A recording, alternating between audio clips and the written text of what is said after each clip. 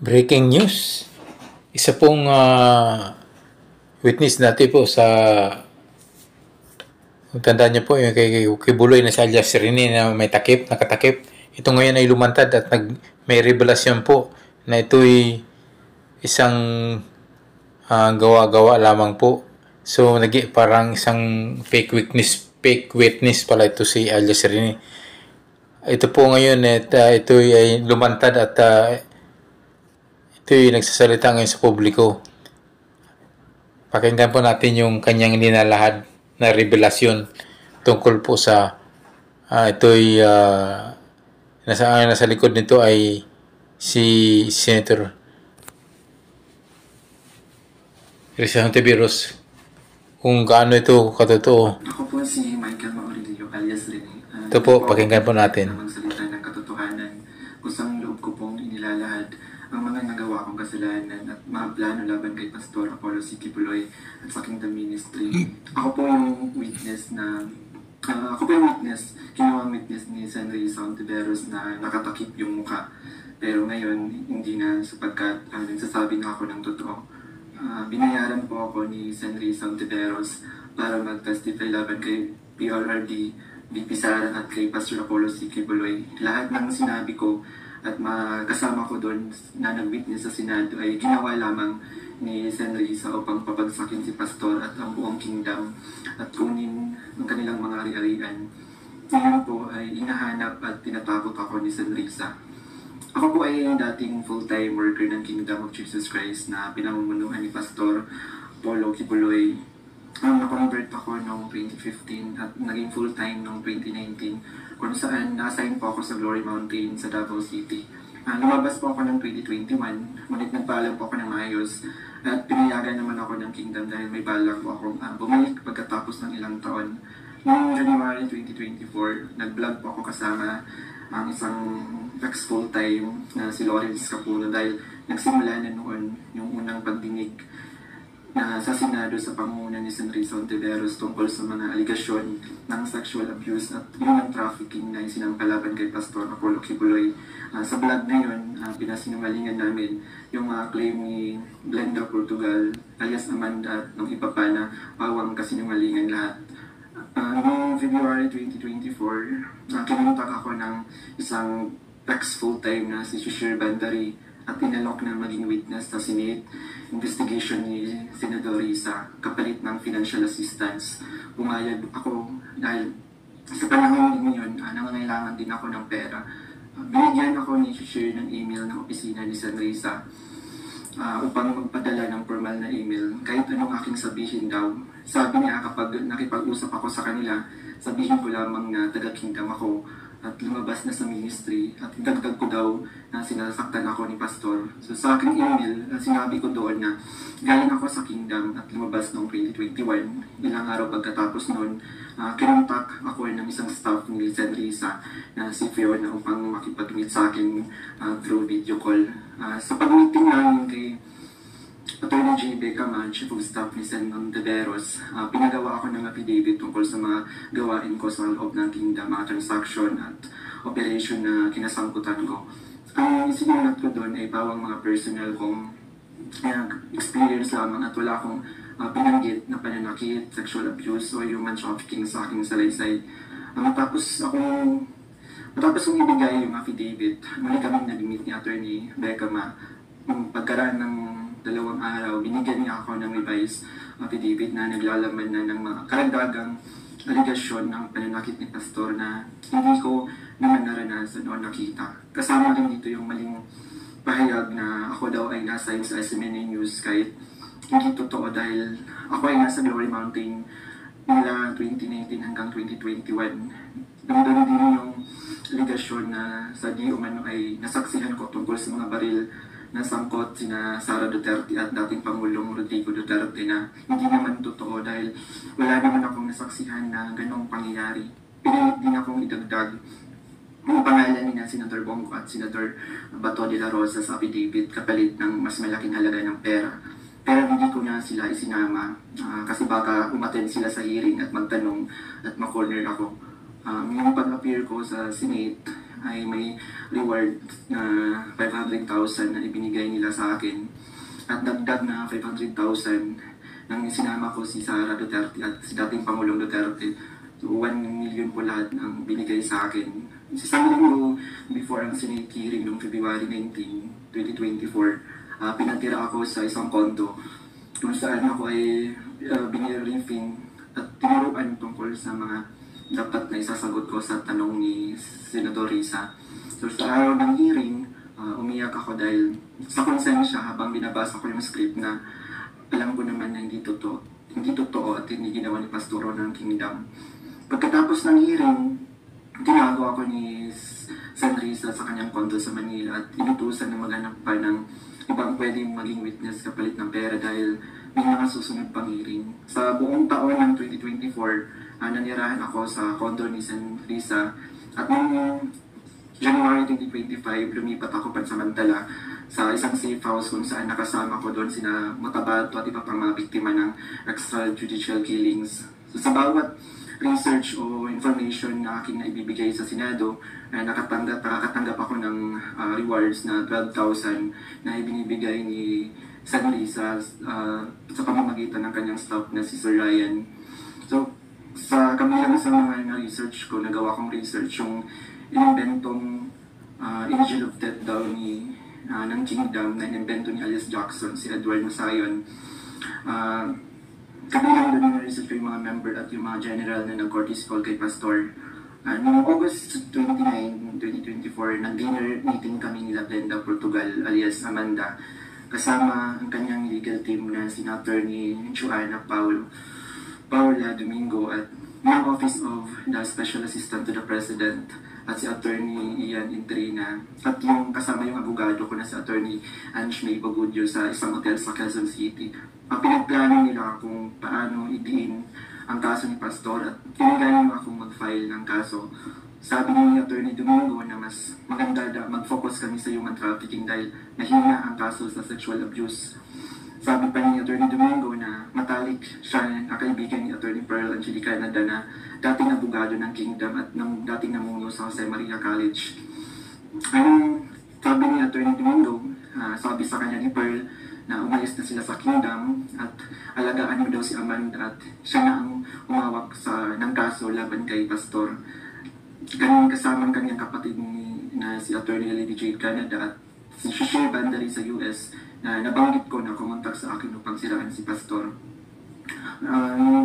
Dagdag pa ni Attorney Domingo na gumagamit sila ng private jet mula kay Secretary Antonio Lagdameo papuntang Davao para sa kaso ni alias Amanda dahil sabi ni Attorney Domingo, ito ay para sa seguridad nila sapagkat may natatanggap daw silang security threat. Noong mga panahon yun, nagkaroon din kami ng pag-uusap ni alias Amanda, si Glenda Portugal, kung saan tinanong ko siya tungkol sa kalagayan ng kanyang kaso sa sexual abuse at human trafficking. Sinabi niya sa akin na may daw talaga yung kaso sa sexual abuse sa Pasig at gusto niya sumuko, kaya lang may mga nagsusulsul daw sa kanya na ituloy pa rin yung kaso. Nakiusap na lang siya sa akin na tulungan ko siya maging witness sa kanyang kaso sa human trafficking. At mayroon pa siya ng ebidensya kung meron daw akong naipon or naitago ng mga patunay sa sexual abuse. So, piniliwanag ko sa kanya na wala akong ebidensya dahil hindi ako kasama sa mga pangyayari niyo dahil nagsimula lamang ako bilang full-time noong 2019 at hindi rin ako biktima ni Pastor kaya wala akong maibibigay na ebidensya. Sinabi ni alias Amanda na mag-focus na lang ako sa human trafficking at maghanap ng mga ebidensya kung meron pa akong naitatagong impormasyon. Sinabi ko sa kanya na naghahanap ako ngunit wala talaga akong ebidensya dahil hindi naman talaga totoo ang mga aligasyon. Sabi ni Attorney Domingo na hinahanapan daw nila ng butas upang makasuhan at madisbar si Attorney Israelito Torion upang mawala na daw ito dahil sabi niya magaling daw ito. So sa panahon ng KOG Siege sa Davao City noong August 24 hanggang September 8, 2024. Everyday kami nag-meeting kasama yung mga staff ni Sen. Risa, yung PNP sa DG, nandun yung US Embassy, yung NBI, ang Department of Justice at yung mga tumiwalag sa Kingdom mula sa Amerika na sina Ann Lagerder at Arlene Stone. pinag-uusapan ang plano kung paano ma-extradite o ma-extraordinary rendition si Pastor sa US at paano pabagsakin ng kingdom. Ang pangunahing pinag-uusapan mga meeting ay ang plano sakaling mahuli si Pastor ay ang plano ay agad siyang extradite sa US at bawiin ang kaso na isinampa ni alias Amanda upang mapabilis ang extradition ni Pastor kapag siya ay nahuli. Subalit, hindi ito natuloy dahil sa pag-aalala sa US na maaaring manalo si Donald Trump sa panahong iyon na nagdulot ng paghina ng kanilang connection sa gobyerno ng US. So dahil dito, nang mahuli si Pastor, wala na silang pagkakataon na ma-extradite siya, kaya naman nagutos si Senrisa Ontiveros sa amin na labanan ang kaso dito sa Pilipinas laban kay Pastor at sa lahat ng mga administrator ng kingdom upang tuluyan babagsakin ng kingdom. So, tinatanong kami ng paulit-ulit kung may alam kami tungkol sa isang bunker daw nung panahon ng KOJ siege dahil kapag nahanap daw nila si Pastor, babahan ng pera at may bahagi kami doon. Ang bunker ang pangunahing nahanap kaya pinuntahan nila ang lahat ng mga posibleng lugar. Ngunit sa katotohanan, wala talagang bunker sa kingdom, lalo na sa central headquarters. Ang mga updates tungkol sa mga ito ay galing sa kasalukuyang PNP Chief General Nicolas Torre na siyang sa bawat meeting namin at nagtatanong tungkol sa lokasyon ng bunker. Kasama ko rin sa mga meeting ngayon sina Edward Masayon, alias Jackson, na pumasok sa Kingdom Compound na nagkunwaring pulis dahil siya daw ang nakakaalam kung saan ang bunker. Kasagsagan ng station message sa akin si Fiona, staff ni Risa, na sa pamamagitan ng WhatsApp na sinabi niya na dapat ko daw tanggalin sa kaso ko si June Andrade dahil isa daw siya sa amin na nagbibigay siya ng mahalagang impormasyon. So ipinaalam ko sa kanya na ipapasa ko muna ito sa aking abogado.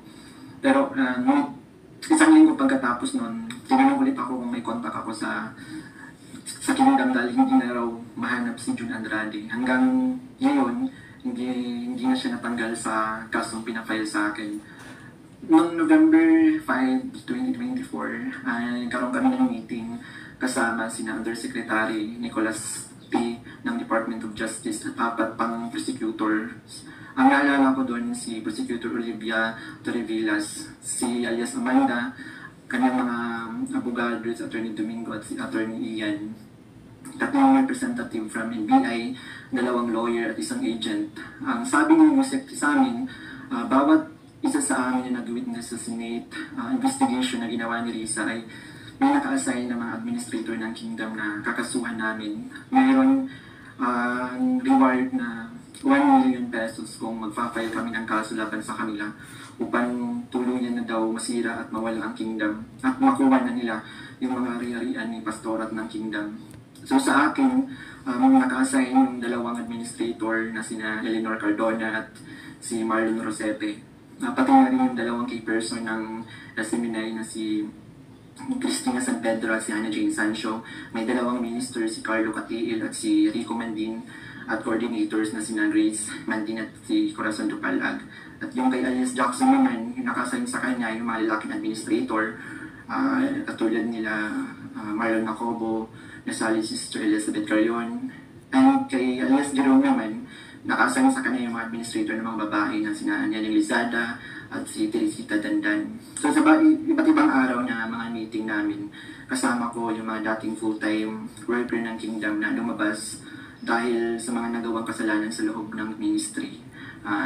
Doon sina Arlene Stone at Ann Lagerder na parehong sumasali through Zoom mula sa US na tinutulungan sila ng FBI. Si Regina Arevalo naman na siyang scriptwriter ng karamihan ng mga binabasa namin sa Senate hearing. Pati na rin yung mga kasama kong mga fake witness na sina Tirao alias David, si Edward Masayon alias Jackson, si Juar Ulimba alias Jerome, si Renita Hernandez, si Glenda Portugal alias Amanda, kasama yung Chief of Staff ng Office ni Senrisa na si Attorney J. Becama at yung staff na si Fiona at si Faye. So hanggang sa ngayon, paggawa ko ng affidavit, patuloy ang surveillance at mga planong raid sa mga ari-arian ng kingdom, kabilang ang mga kingdom-led congregation sa iba't ibang bahagi ng Pilipinas, yung SNI building sa Makati, yung KOG Central Headquarters sa Davao. Bukod dito, tinatarget din yung mga anak ng mga full-time workers bilang mga biktima daw ng human trafficking at child abuse. Ngayon po ay lumalabas ako upang ilahad ang katotohanan na ang lahat ng ito ay gawa-gawang kaso at plano lamang pabagsakin si Pastor at ang buong Kingdom Ministry at kunin ang kanilang mga ari-arian. Hindi ko na masikmura yung mga ipinapagawa ni Senrisa na kasinungalingan at ang pamimilit niya na magsampa ako ng kaso kapalit ng pera. Wala pong ginawang mali si Pastor sa akin. Puro kabutihan ang aking naranasan habang nasa loob pa ng Kingdom.